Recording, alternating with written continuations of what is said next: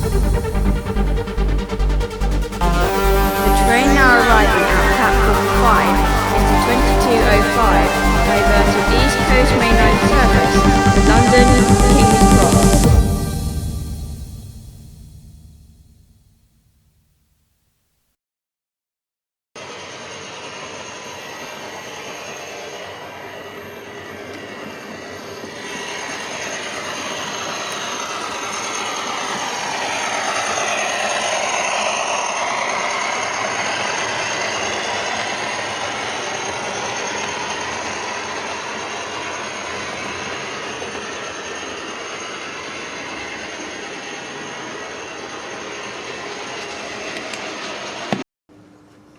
Hello there and welcome to Ballan Parkway double O gauge layout part 28, the extension project. I do apologise for not doing any videos in January. I try and do one a month if I can. It's just been so busy lately with family and work and things like that. Many things to sort out this year. So I've just not had time to make a video, even though I've done little bits and pieces to the layout. So I might try and do 2 videos this month. If not, I'll be squeezed through to early March. So I've done a few more updates after this video, if you know what I mean. So I'll try and put as much as I can to this video and try and bring another one out in March. Anyway, let's get cracking.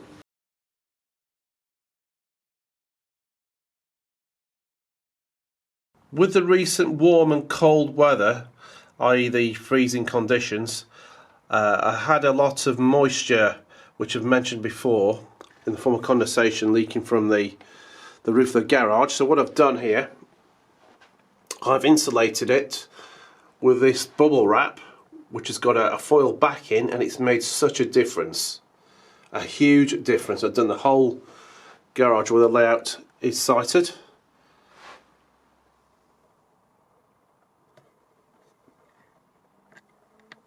Unfortunately, what's happened here, I had a starter signal and I've had to rip that up because before I insulated it, I should have done it years ago, having drops of water come down from this strut, this steel strut here, cross member, and it was going right into the signal there as a direct hit, and as a result of that, over a few years probably this has happened. It's corroded the PCB board quite badly, as you can see. So that's absolutely knackered it up completely. So I've taken the signal out, which is a great signal by Roger Murray, which is now Absolute Aspects, which is this one, with a feather on it, feather route indicator. So I'm going to send the PCB circuit board to Absolute Aspects. They can make me another one, I think for around about £20 to replace that. The signal still works fine. What it was doing is you were getting on the green signal, you were getting amber as well, and the red stopped working altogether. The feather's still working and the shunt signal's still working, but that you can see there, it's just blown it completely. That's just corroded really bad. I think that's over, well, I must have had that signal for about several years now.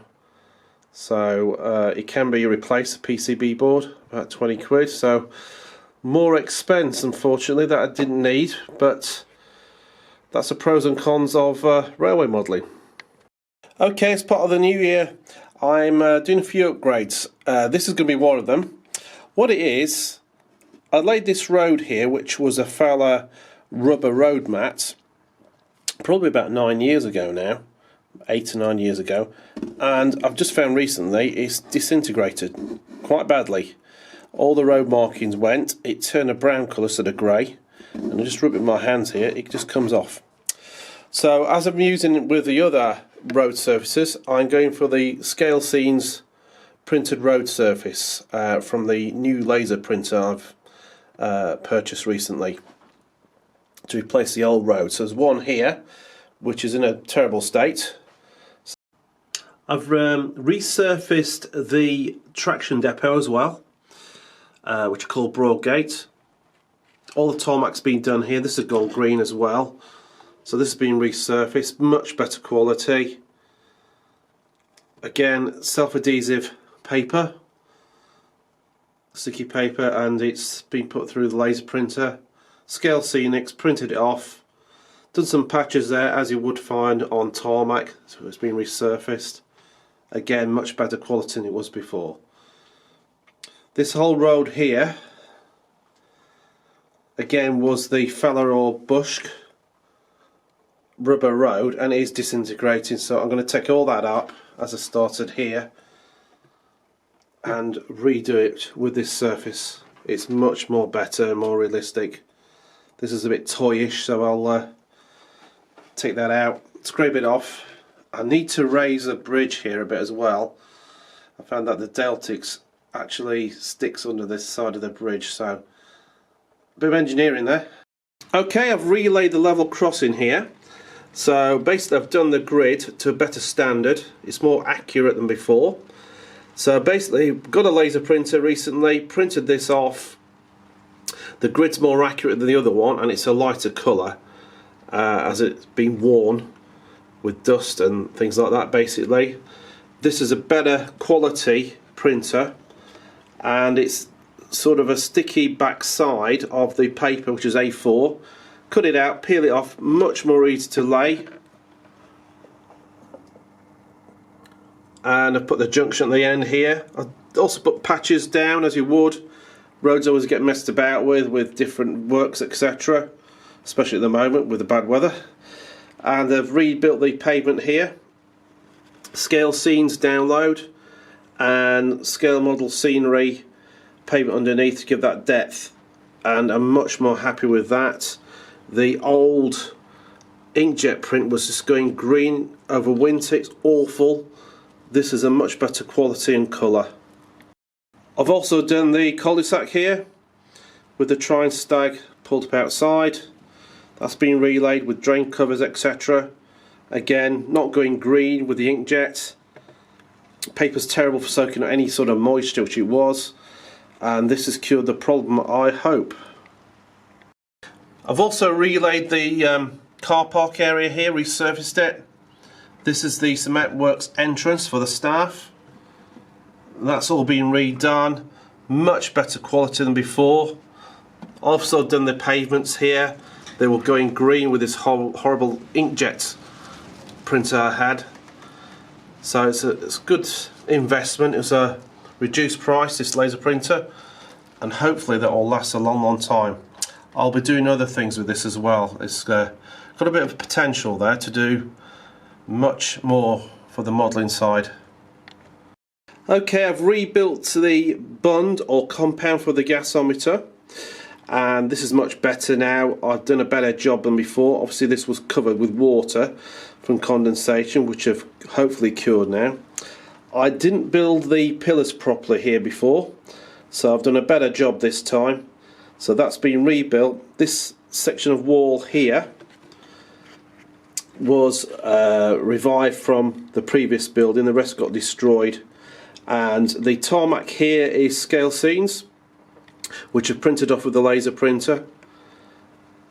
And I think that's worked out much better than before. More realistic, more robust. And I do like this gasometer. It's a great model kit.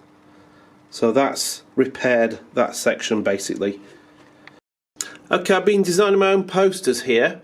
This is Gary Newman Cars, which was a hit single in 1979, a huge single, and quite a well-known track. So I've designed this with Gary Newman pretending to drive a car, which was on his album cover and single cover.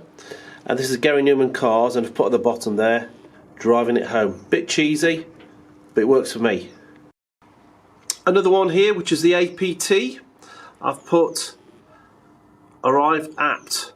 Bit cheesy again, designed it myself, Intercity, Arrive Apt. It's another billboard poster that's been empty for quite a while now. Another billboard poster I did here, I had to do this. Edited this poster myself. It's us on the Great Model Railway Challenge last year, and a bit corny I know, but it had to be done. And it needed a poster there, so there we are, the team who's counting rivets, looking down on the town. Bit cheesy, I know, but it's done. I've resurfaced the road here where the station hotel is, which is a bridge outside the station, sort of southbound. That's been redone. Much more clarity here. Stuck some double yellow lines on there. Redone the tarmac on the car park as well, with the drain cover. That's all been redone because it had faded to a green colour because it was inkjet, and we had a bit of condensation in here and it went a bit wrong. So bought a laser printer at a reduced price. Hopefully this will make a bit of a difference. At the end here is a bit of wood. I've just had some spare brick papers and concrete papers. Just stuck that on the top there, just for filming really. Covered that up. Added some more trees and bushes to the end here. There's a bit of a crease in the background scene, the backdrop there, and that covers that up and gives more of a perspective.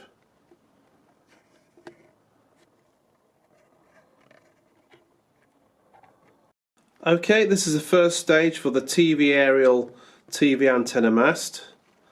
So I've covered an area here where it's going to be sited on with the office. This is a roofing cover material, and I've stuck that down with super glue, and that's going to be the base for the office and the TV mast. That's the first stage. Okay, I've built this paving around the mess room here for the drivers, etc., for the locos in the sidings.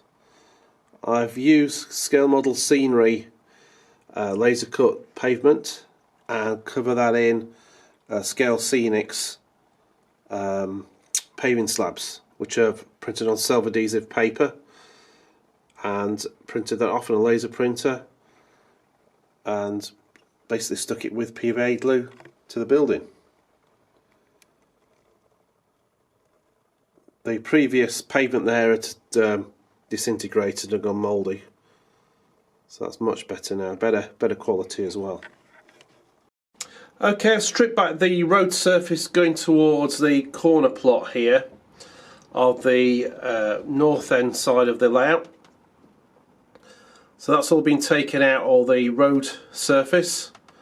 I'm going to resurface that with laser printed self-adhesive paper.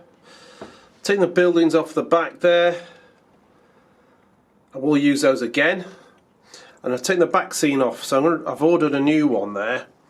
It's going to be the the plastic type one, and that's going to be fitted down all that way down there. I'm going to fit it to the wall this time.